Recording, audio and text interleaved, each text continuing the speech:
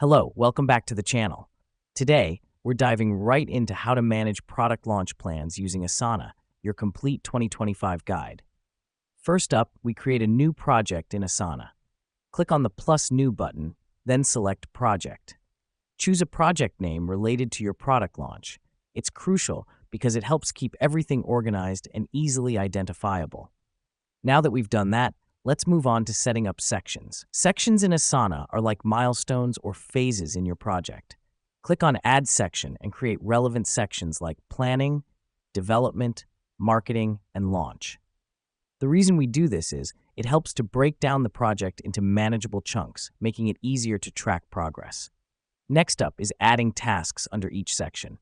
Click on Add Task under each section and write down every single action needed to complete that phase.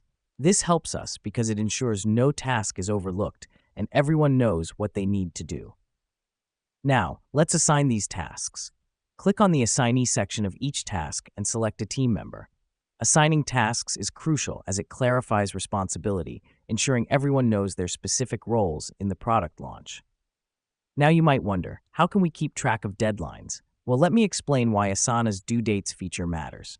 For each task, click on the due date field and select a deadline. This keeps everyone on track, ensuring the project stays on schedule. The last key step is to use Asana's progress view. Here's what's happening behind the scenes. Asana automatically updates the progress view based on task completions, giving you a real-time overview of your product launch plan.